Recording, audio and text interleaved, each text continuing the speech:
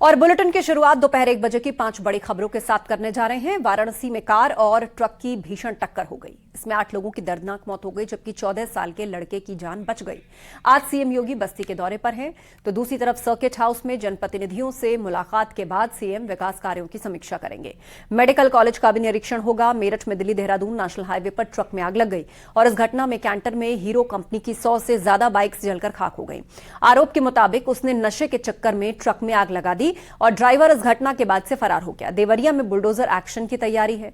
कल देर शाम तक मृतक प्रेमचंद यादव के घर और जमीन की पैमाइश हुई, जिसमें अवैध कब्जे की बात सामने आई है। वहीं अशरफ के साले सद्दाम ने पूछताछ में कई बड़े राज उगले हैं।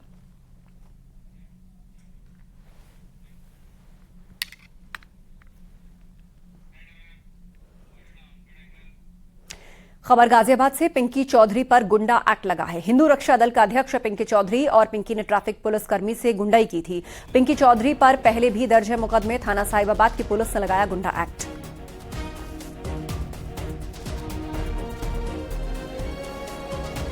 अमित राणा हमारे साथ फोनलाइन पर जुड़ गए हैं। अमित, पूरी घटना क्या थी जिसके बाद अब गुंडा एक्ट लगाया गया पिंकी चौधरी पर?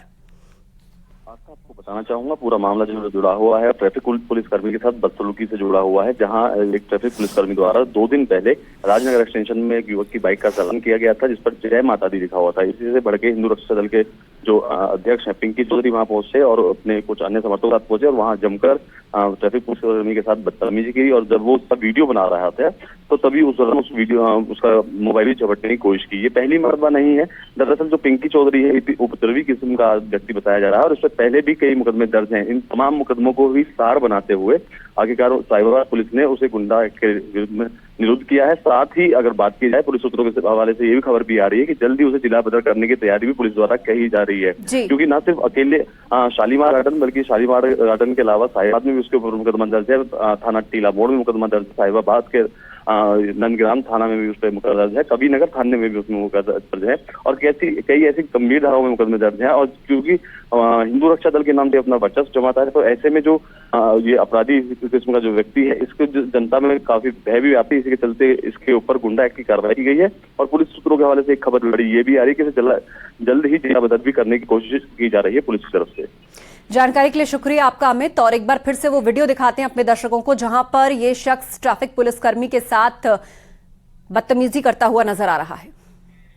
आपके पास एक आदेश आया होगा पीछे से व्हाट्सएप के माध्यम से, आपको मैं दिखा दूं। आपको आदेश ओ भाई एसपी ट्रैफिक तो बात कर, एसपी ट्रैफिक तो बात कर। अच्छा। जो जय माता दी अच्छा कर रहा है, फोन कर, हमारी बात फोन कर, फोन करता हूँ ना। तू इंस्पेक्टर बुला, तू किसी को बुला। जो कह रहा है तो वो सुने। करना चाहिए जय माता दी, मैं कैसे कर दिया ये माने।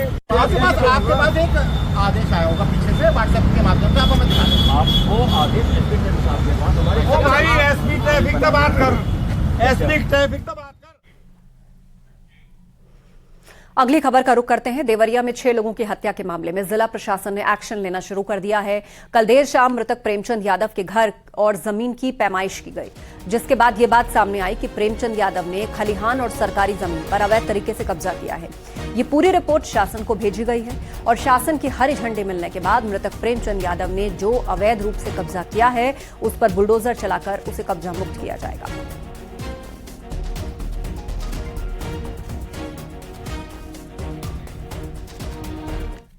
मैं इस वक्त खड़ा हूं प्रेमचंद यादव के घर पे। आप ये साफ तौर से तस्वीरें देख सकते हैं कि यहाँ जो है पुलिसकर्मी मौजूद हैं और ये जो पीछे घर मैं आपको दिखा रहा हूँ ये प्रेमचंद यादव का है।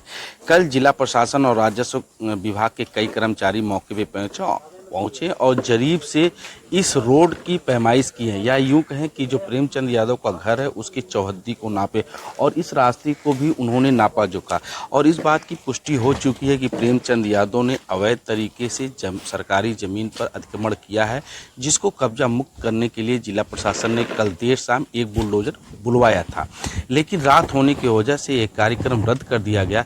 बताया जाता है कि आगामी कुछ दिनों में प्रेमचंद यादव के घर पर बुलडोजर चलेगा। और वाराणसी में आज भीषण सड़क हादसा हो गया। इसमें एक ही परिवार के 8 लोगों की मौत हो गई, जबकि 3 साल का एक मासूम गंभीर रूप से घायल है। अस्पताल में बच्चे का इलाज जारी है। ये सड़क हादसा फूलपुर थाना के करखियाव में उस वक्त हुआ जब तेज रफ्तार कार की टक्कर ट्रक से हुई। हादसे की सूचना पर पहुंची पुलिस ने सभी शवों को पोस्टमार्टम के लिए अस्पताल पहुंचाया। साथ ही उनके परिजनों को सूचना दे दी गई। जानकारी के मुताबिक कार में सिर्फ 3 साल के मासूम को छोड़ सभी 8 लोगों की मौत हो गई और बताया जा रहा है कि सभी पीड़ित पीलीभीत के निवासी थे।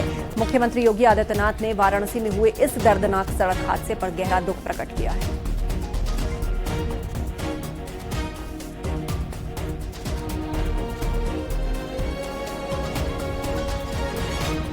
तो घायलों का उचित इलाज का निर्देश दिया गया है। मुख्यमंत्री योगी आदित्यनाथ ने हादसे पर दुख प्रकट किया। वाराणसी में कार और ट्रक की टक्कर हो गई। हादसे में केवल एक 14 साल का लड़का बचा है, जबकि 8 लोगों की मौत हो गई है। फूलपुर थाने के करखियाव में ये घटना हुई है।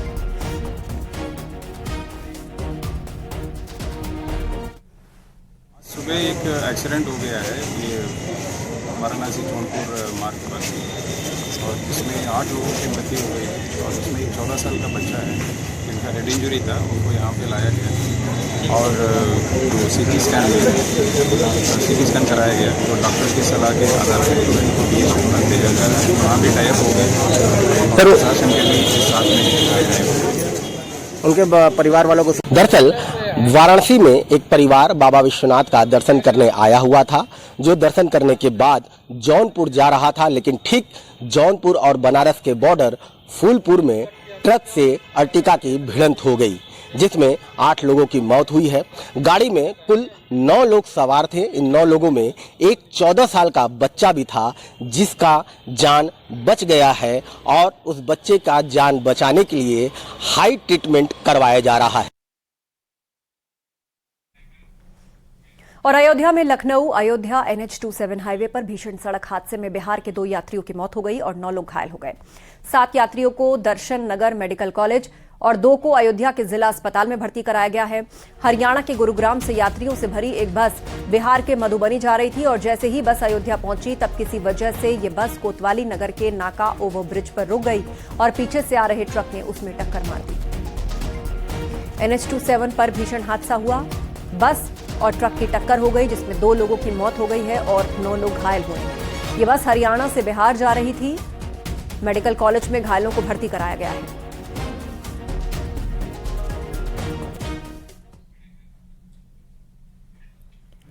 और मेरठ में दिल्ली देहरादून नेशनल हाईवे पर ट्रक में आग लग गई और उस घटना में कैंटर में हीरो कंपनी की 100 से ज्यादा बाइक्स जलकर खाक हो गई। घटना की जानकारी मिलने पर दमकल की टीम मौके पर पहुंची और भारी मशक्कत के बाद आग बुझाई गई।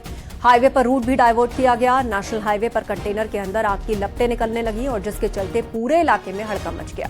बताया जा रहा है कि इस ट्रक को एक नशेड़ी ड्राइवर ऑपरेट कर रहा था और आरोप के मुताबिक उसने नशे के चक्कर में ही ट्रक में आग भी लगा दी। ड्राइवर इस घटना के बाद फरार हो गया। फिलहाल इस मामले में अब तक कोई कंप्लेंट पुलिस के पास नहीं आई है। दमकल विभाग आग लगने के कारणों की जांच कर रहा है।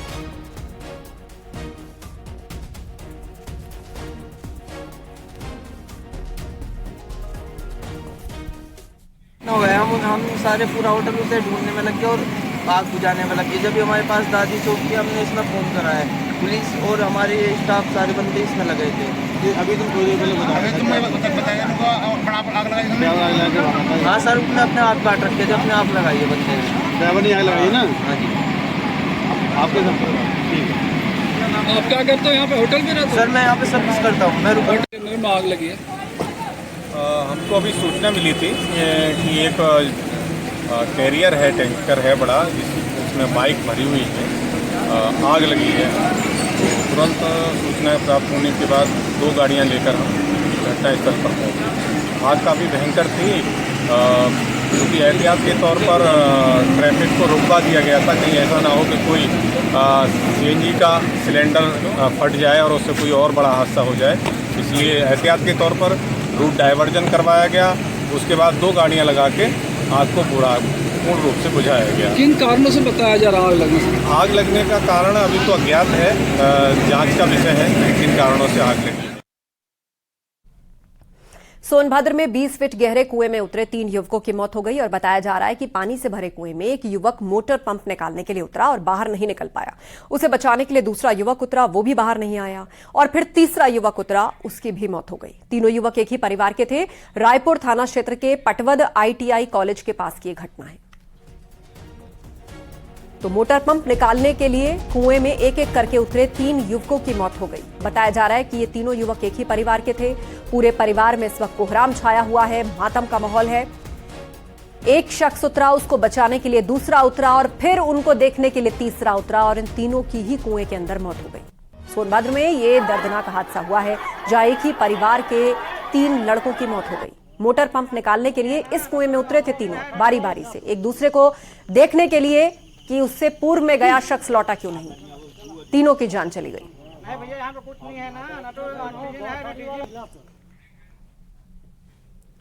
और वृंदावन में एक बार फिर अवैध कब्जे पर बुलडोजर चला है। MVDA उन मकानों, अवैध कॉलोनियों और होटल्स को लगातार ध्वस्त करने में जुटी है जिन्होंने बिना नक्शा पास कराए निर्माण किया है या फिर आवासीय नक्शा पास कराने के बाद उसका व्यावसायिक इस्तेमाल कर रहे हैं। अथॉरिटी की टीम ने एक बार फिर भारी पुलिस बल के साथ वृंदावन स्थित यमुना खादन में स्थित 12 घाट पर बने अवैध मकानों को ध्वस्त कर दिया है।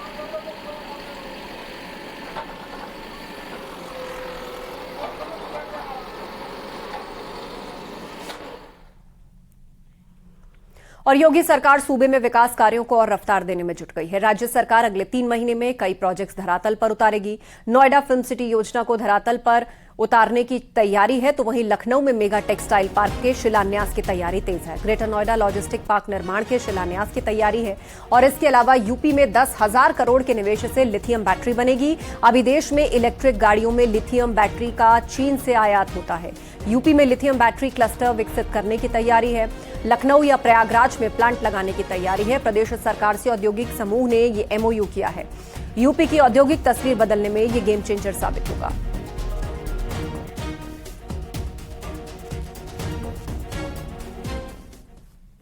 यूपी के विकास की रफ्तार को तेज करने में लगातार योगी सरकार जुटी हुई है। अब उत्तर प्रदेश में कई नए प्रोजेक्ट जल्द ही धरातल पर उतरेंगे।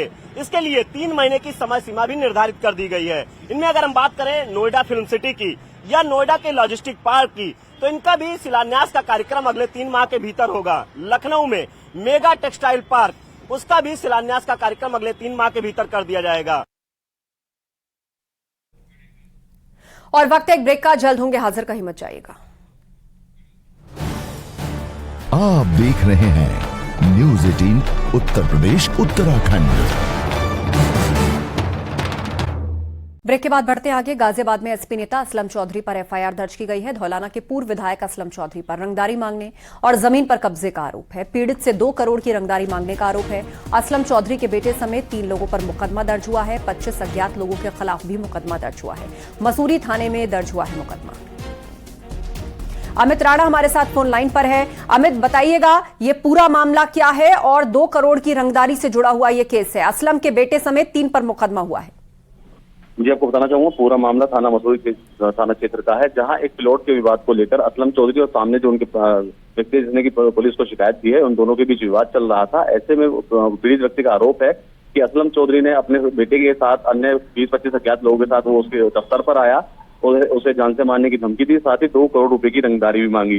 जिस बात को लेकर पीड़ित ने पुलिस में शिकायत दर्ज कराई है और ऐसे में पुलिस ने भी जो पूर्व विधायक हैं और सपा नेता हैं असलम चौधरी, उनके बेटे सहित 3 नामजद हैं और 25 लोग अज्ञात हैं जिनके खिलाफ मुकदमा दर्ज आगे की जांच शुरू कर दी है। आपको बताना चाहूंगा ये पहली मर्तबा नहीं है, इससे पूर्व भी असलम चौधरी जमीनी विवाद को लेकर हमेशा चर्चा के विषय में बनते आए हैं और ये इस बार भी ऐसा ही हुआ है जब उन पर आरोप लगा है कि 2 करोड़ की रंगदारी मांगी गई। साथ ही जमीनी विवाद के अंदर ये सारा मामला सामने निकल कर आया है कि जहां एक प्लॉट है मसूरी इलाके में, उस प्लॉट को लेकर सारा झगड़ा था। बिल्कुल, आप नजर बनाए रखिए। जानकारी के लिए शुक्रिया।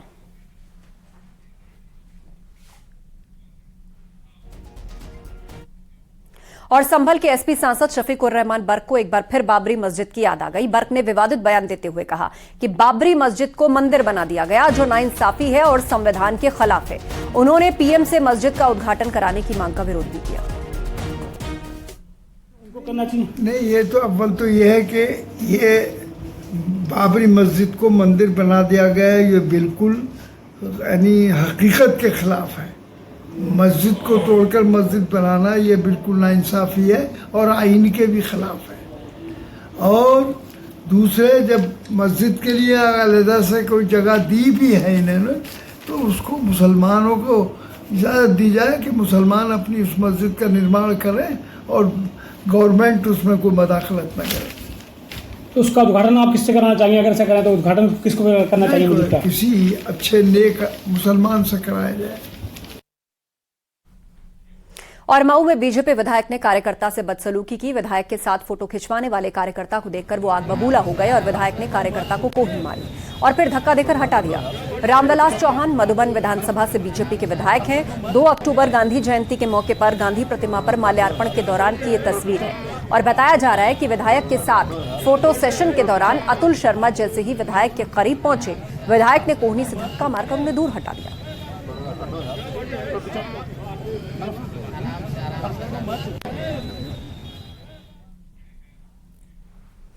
और खबर बिजनौर से है, जहां रेलवे कर्मी के घर से महंगी शराब की बोतलों का जखीरा मिला। घर में बनाए गए छोटे से बार में 109 बोतलें बरामद की गई। इसकी कीमत करीब 11 लाख रुपए आंकी गई है। एक आरोपी को पकड़ लिया गया है, जबकि रेल कर्मी फरार है। आबकारी विभाग और शहर कोतवाली पुलिस ने कृष्णा रायपुरम कॉलोनी स्थित रेल कर्मी विवेक कुमार के मकान में छापा मारा और पुलिस टीम ने इस घर से एक कर कुल 109 शराब की बोतलें बरामद की। सभी बोतल हरियाणा और हिमाचल मार्का है। मौके से हरेंद्र सिंह निवासी दरगोपुर नंगली को गिरफ्तार कर लिया गया है, जबकि विवेक कुमार निवासी कृष्णापुरम कॉलोनी बिजनौर फरार है। गांधी जयंती होने की वजह से सोमवार को जिले भर में शराब की दुकानें बंद थी। ऐसे में मुखबिर के जरिए शराब की बोतल की खरीदारी कराई गई और आरोपी ने बोतल दुगने मूल्य पर बेची और फिर आबकारी विभाग और पुलिस टीम वहां पहुंची और मकान से ये जखीरा पकड़ लिया।